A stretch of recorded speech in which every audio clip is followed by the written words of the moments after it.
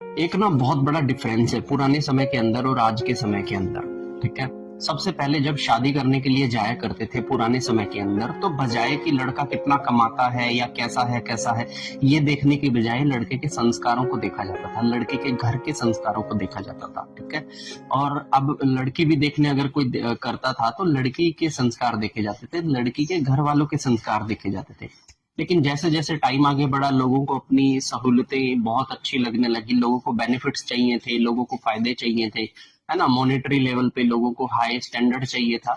तो इन सब चीजों में जहां पर संस्कार देखने चाहिए, उन चीजों को हमने बचपने का नाम देकर छुपा दिया।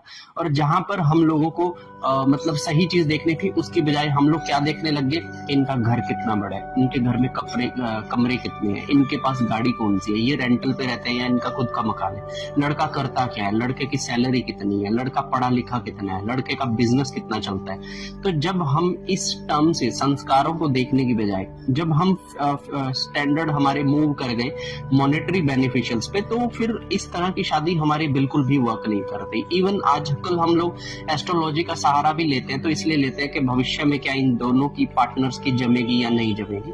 अब देखिए, कई कुंडलियां ऐसी है मेरे पास जहां पे दो पार्टनर्स की मतलब एक कपल की एक दूसरे के साथ कुंडली तो मैच करती है, लेकिन अगर आप उनसे बात करने जाओगे तो उनके बीच में कलेश ही खत्म नहीं होते। ठीक है, तो वो मुझसे पूछते हैं कि भैया हमारी शादी ऐसे क्यों चल रही है। तो आपने शादी जिस बेसिस पे की है ना, तो आपको फायदा भी केवल उन्हीं बेसिस पे मिलेगा। अब अगर संस्कार नहीं है किसी लड़के के अंदर, तो वो आपका पालन पोषण सही तरीके से क्यों करेगा, या फिर किसी लड़की के अंदर अगर संस्कार नहीं है तो वो आपकी और आपके माता पिता की केयर क्यों ही करेगी। अब आप सोच के देखो, आप जिस डिमांड को लेके लड़का या लड़की ढूंढ रहे थे, वो डिमांड तो आपकी पूरी हो गई, लेकिन जो मेन चीज थी उसको आपने भुला दिया।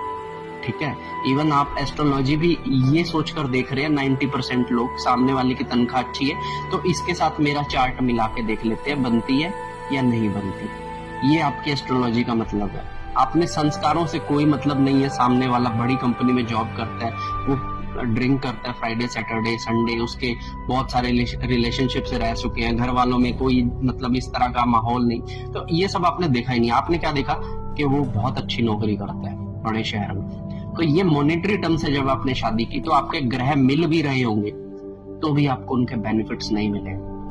तो मैं आशा करता हूं कि आप लोग जब अपने पार्टनर को फाइंड आउट करें तो मॉनेटरी टर्म की बजाय संस्कारों को ज्यादा बेनिफिट्स देना, संस्कारों को वैल्यू देना। ठीक है, क्योंकि यही चीज आपको फायदा देती है। हर हर महादेव।